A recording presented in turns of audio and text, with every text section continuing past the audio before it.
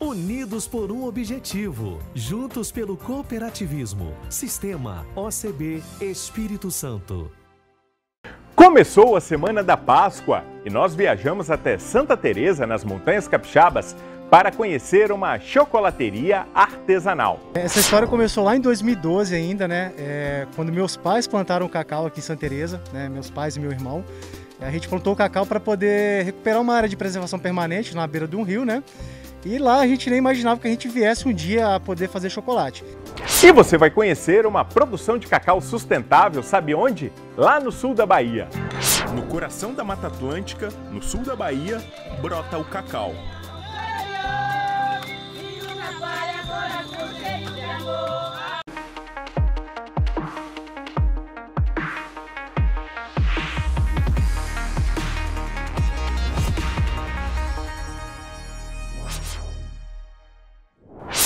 A paixão pela raça de cavalos manga larga move os criadores. São mais de 200 mil animais no país. Os mais valiosos podem custar até 15 milhões de reais. Beleza, presença e sinônimo de perfeição no campo.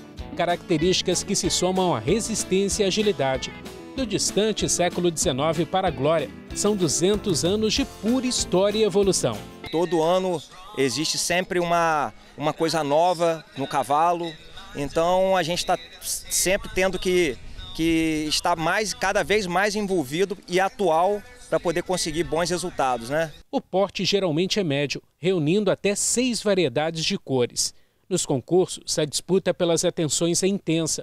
O uruguaio do Porto Azul tem 6 anos. Nascido no Espírito Santo e vivendo em Itaperuna, no noroeste do Rio de Janeiro, ele se destaca nas competições. O segredo é você ir no criatório certo, com o animal certo, e você vai investindo e tenta fazer aí uma produção dos seus animais, né? Muito além de técnica e zelo, a rotina é típica de atletas. Eles têm treinamentos específicos, né? Treinamento para condicionamento físico, tem o treinamento de adestramento, para ter um bom desempenho na prova, tem a dieta balanceada para animais atletas, aí vem a questão de suplementação, algum medicamento, né? Então, assim, é bem específico para uma vida de atleta.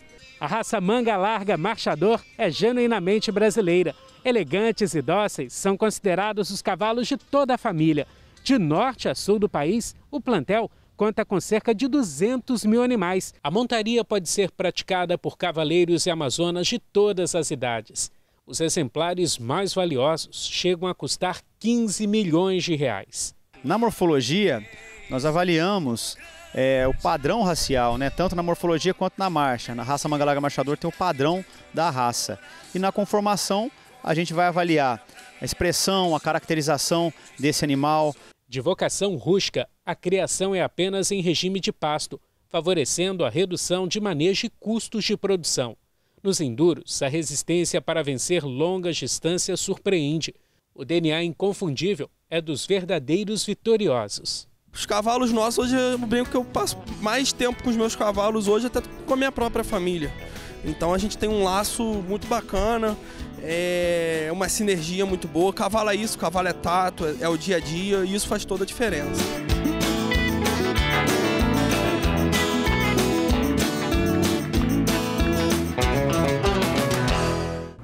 Agora o Mundo Cooperativo te leva numa história, digamos, bem saborosa. A história do chocolate 70%.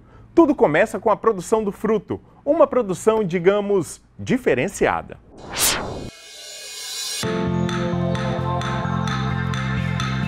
No coração da Mata Atlântica, no sul da Bahia, brota o cacau.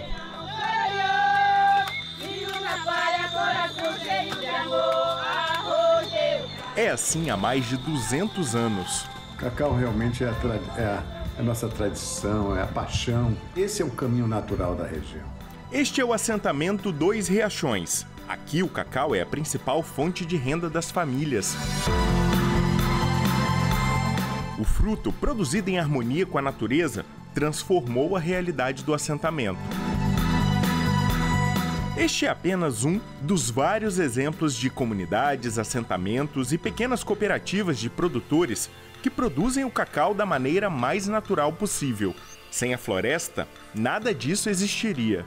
Eu sou Rui Rocha, natural de Valença, na Bahia, e vivendo aqui nessa região do sul da Bahia, entre Ilhéus e Itacaré, trabalhando no Instituto Floresta Viva. Sou um dos fundadores dessa instituição. E o nosso trabalho aqui, entre outras questões, é promover a floresta, promover uma floresta viva, uma floresta que promova a prosperidade, que dinamize a economia em todos os seus aspectos qualitativos, né, de qualificação dessa economia que está presente no sul da Bahia. A gente acredita muito que a natureza brasileira ela é o elemento chave para uma nova cultura, uma cultura de sustentabilidade planetária. E todos os ecossistemas brasileiros, assim como é a Mata Atlântica, têm riquezas, ativos extraordinários, né? Desde o design, os seus componentes bioquímicos, até os sabores, né?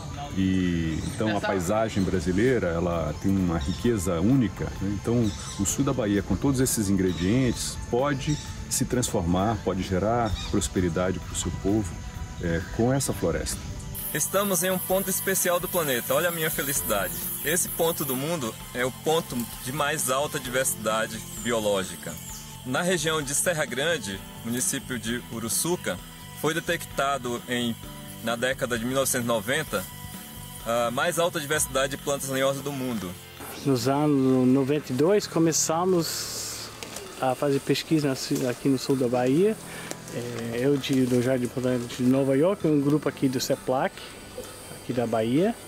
E uma das ideias que tivemos era de fazer um inventário de 1 hectare aqui da Mata Atlântica. E não tinha umas ideias boas de quantas árvores tinha por hectare, mas qual era a diversidade numa área.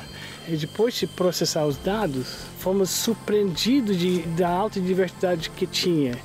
Tanto que eu fui rechecar os dados, rever todas as espécies que temos separados, porque não acreditava que era tão alto. Então, no resultado, depois de rechecar tudo, era 458 espécies em 1 hectare, que era, na época era a maior diversidade por hectare conhecida no mundo.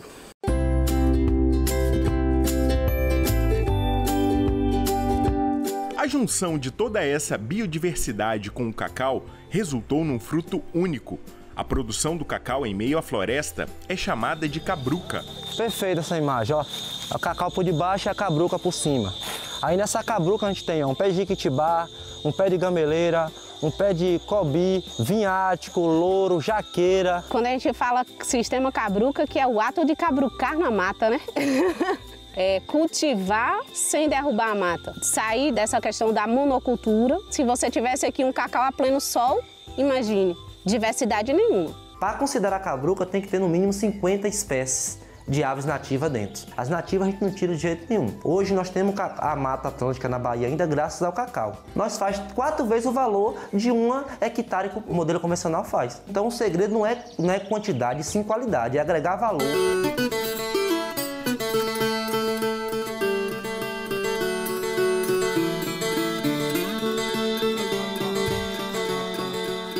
O sistema cabruca está ameaçado de extinção na Bahia, sim, porque o projeto do governo do estado, juntamente com a CEPLAC, que é a principal referência em assistência técnica para cacau no Brasil, né? E eles estão agora com o projeto Cacau 500, que é um cacau a pleno sol. Então tem vários agricultores familiares e fazendeiros que estão eliminando todinha a Mata Atlântica, a nativa, o sistema cabruca, para colocar cacau a pleno sol. Isso é um perigo pra gente. A gente não pode chegar aqui e fazendo enxestia e trazendo outras variedades híbridas, né? A gente tem que garantir que o cacau comum, vamos dizer que é o cacau crioulo, né? Ele esteja aqui também. E como aproveitar essas amêndoas tão especiais? É aí que entra em cena outro personagem importante dessa história. Sou o Diego Moraró, fundador da Machocolate. Hoje o cacau é o mantenedor de toda essa vida, de todo esse ativo, esse tesouro da natureza aqui no sul da Bahia.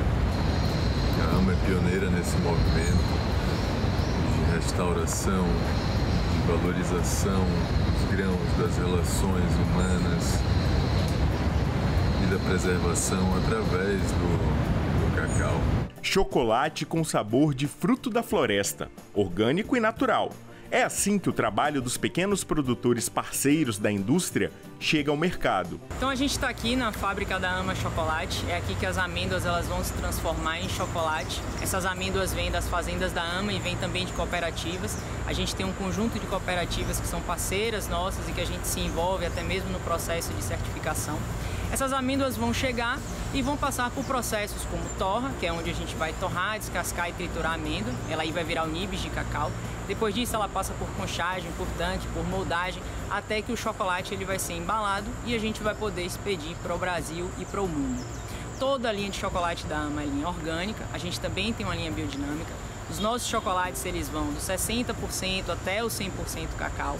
Então quem está aí começando nesse consumo do chocolate intenso, 60% é um caminho de entrada, o 100% ele é puro cacau, então já é um chocolate mais forte. E hoje o que a gente tem observado é que o 70% ou 75% é um chocolate que tem ganho muita atenção do mercado. Porque hoje é um chocolate que é indicado pelos profissionais de saúde, né? Não só pela questão de ser orgânico, no caso da Ama, todos os ingredientes são orgânicos, mas aí você está falando de um alimento puro, você está falando de cacau, manteiga de cacau e açúcar demerara orgânico. Então hoje, pessoal, não só a questão estética, mas sobretudo a questão da saúde, tem levado aí o mercado a abraçar isso. Então, feito isso, toda a linha de produtos orgânicos e biodinâmica, esses produtos eles vão para a casa das pessoas. Nossa preocupação hoje não é ter só um produto de qualidade e de sabor. Nossa preocupação é levar algo de responsabilidade. E a gente tem sentido que o público tem abraçado isso. As pessoas não estão apenas consumindo o produto, as pessoas estão consumindo também a marca que tem por trás do produto.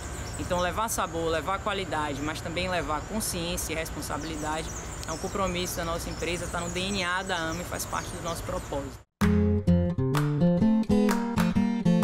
E a cada dia, mais produtores se tornam parceiros na produção sustentável do cacau crioulo no sul da Bahia.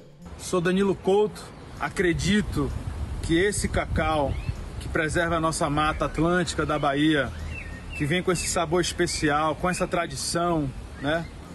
Misturado ao orgulho de nossos antepassados, nossos avós, bisavós, né? Faço parte de uma 4ª geração de cacaicultores. Acredito que o papel do cacau da Bahia é muito maior do que apenas fazer um chocolate, e sim o equilíbrio, né, da natureza que precisamos hoje, né, uma agricultura sustentável, uma agricultura que preserve. Nós acreditamos que o mundo de hoje precisa de um movimento restaurativo. A Terra está com 7, caminhando para 8 bilhões de pessoas e sobreviver na Terra hoje significa cuidar profundamente desse planeta. Portanto, a agenda econômica daqui para frente, ela precisa estar sendo guiada pela conservação, pelo conhecimento da natureza, pela humildade da gente com esse mega ecossistema mundial que nós herdamos, a biosfera. E nós precisamos desenvolver uma economia que a gente chama de bioeconomia, ou biosocioeconomia, né? Porque a gente precisa conectar a natureza, a cultura, a sociedade com a economia, né? Ou seja, fazer com que a vida seja a grande nutridora da economia. Então, nós do Floresta Viva, aqui no Jardim Botânico de Serra Grande, acreditamos profundamente nisso e queremos ser protagonistas dessa era onde a bioeconomia vai guiar as nossas principais decisões.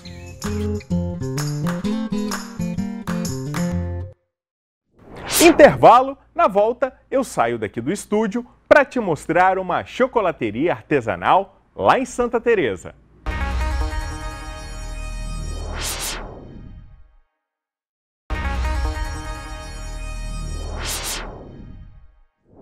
Já voltamos com o mundo cooperativo e você já percebeu que nós saímos do estúdio, viemos até Santa Teresa, aqui na região serrana do Espírito Santo, para contar uma bela história de empreendedorismo. Na verdade, é uma deliciosa história de empreendedorismo. História que tem como personagem o Marcos, que é produtor de cacau e de chocolate. E a gente quer saber como essa história começou, Marcos. Bem-vindo ao mundo cooperativo. Olá, muito obrigado.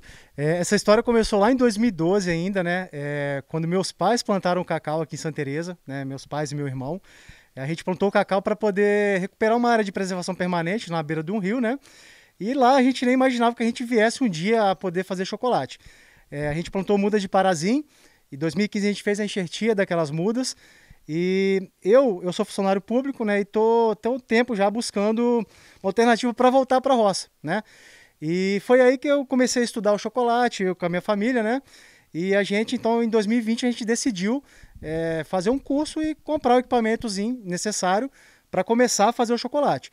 De lá para cá a gente vem aprendendo todos os dias. Peraí, você falou em plantar cacau em Santa Teresa? Como assim? Isso aí, o cacau ele dá, né, aqui na região de Santa Teresa, a gente está numa região mais baixa, aqui próximo ao IF de Barracão, que é um clima quente já, né? Então aqui a gente produz bastante cacau. Hoje, quais são as variedades de cacau que você tem aqui na propriedade? Hoje a gente tem 4 variedades de cacau. A gente tem o CCN 51, o PS 1316, o SJ02 e o Parazim. Então a gente pode dizer que o nosso cacau é um blend dessas variedades. E são quantos pés de cacau e qual que é a sua produtividade, Marcos? A gente tem aproximadamente 700 pés de cacau hoje em produção e a gente produz aproximadamente 500 kg de amêndoas por ano. E isso vai render quanto em cacau? Em chocolate? Aproximadamente 1 tonelada de chocolate. Vocês conseguem produzir 1 tonelada de chocolate com essas amêndoas que vocês produzem aqui mesmo? Isso aí, isso. E vocês têm um conceito que está escrito ali atrás, que é o Bean to Bar. Queria que você explicasse para quem está em casa, o que é o Bean to Bar? O Bean to Bar é o chocolate que é feito a partir da torra do grão do cacau até a barrinha de chocolate. Por conceito, o Bean to Bar ele engloba tanto o conceito ambiental como o conceito social, né? Porque você pode olhar os ingredientes do chocolate Bean to Bar, você vai conseguir saber de onde vem todos os ingredientes. Normalmente o chocolateiro, ele conhece o cara que produz amêndoa, né? E essas propriedades normalmente são propriedades conduzidas corretamente ambientalmente. Aqui na sua propriedade você vai além do Bean to Bar, né? Isso aí, a gente também planta o cacau, né? Então a gente seria Tree to Bar. A gente faz o chocolate desde o plantio do cacau até a barrinha de chocolate. Para você que produz chocolate a partir da amêndoa que você mesmo produz, isso faz a diferença, Marcos? Isso faz a diferença porque você pode começar a selecionar a qualidade do seu chocolate desde da escolha da muda, né? Você pode ter variedades que são mais aptas ao chocolate, que produzem um chocolate de melhor qualidade. Então, com certeza, o trato, a gente tem essa oportunidade de fazer um trato diferenciado com relação a quem compra o cacau só, por exemplo. E quando deu o start de que, olha, a lavoura de cacau deu certo e que eu preciso aprender a fazer chocolate? Isso foi em 2020, né? Eu tava buscando algum empreendimento que eu conseguisse me manter aqui na roça. E eu estava um dia no cacau lá e eu pensei sobre isso. Tem alguns amigos da Bahia, né? Me indicaram alguns cursos, lá é famoso, né? Na Bahia. Então eu comecei a estudar o assunto e comprei algumas máquinas, né? E a gente começou a fazer o chocolate na prática mesmo, sempre conversando com outras pessoas, e a gente começou a ter feedbacks positivos. O chocolate é muito bom, né? E a gente está nessa luta aí até hoje, né? Sempre tentando melhorar. Explica para quem está em casa, Marco, qual que é o processo? Eu colhi o cacau lá no pé, lá na lavoura, até ele virar chocolate. Qual que é o processo? O cacau fino, né, que é o cacau que a gente faz o chocolate, ele sempre tem que ser colhido bem madurinho. Então, na hora da colheita, você vai separar o fruto maduro do verdegoso, do que está mal formado, né? Então, essa prática da qualidade do cacau que vai virar chocolate, ela tem que começar desde a colheita, né? E aí, a partir da colheita, então, a gente vai fazer a quebra do fruto, fermentar esse cacau por aproximadamente 6 a 7 dias e secar essas amêndoas de 8 a 12 dias aproximadamente. Depois, aqui no nosso processo, a gente faz uma catagem manual desses lotes de cacau para tirar o grão maior do grão menor, para a gente ter uma torra homogênea. E aí a gente faz a torra, então, dessa amêndoa, né? Torra, descasca, e a partir daí a gente tem um nibs de cacau que entra na fábrica. A partir do nibs a gente já faz o chocolate. E esse nibs vai para uma máquina? Isso, o nome comercial é melange, né? São moinhos de pedra, na verdade, onde 2 rodas de pedra vão girar em cima de uma pedra e ele vai então triturar o nibs de cacau, o açúcar, né? Vai ficar lá entre 48 a 72 horas aproximadamente, até você comer o chocolate e não vai sentir nenhum grão do cacau, do açúcar, nada. O conceito Bean to Bar, ele privilegia basicamente todo o processo da cadeia produtiva.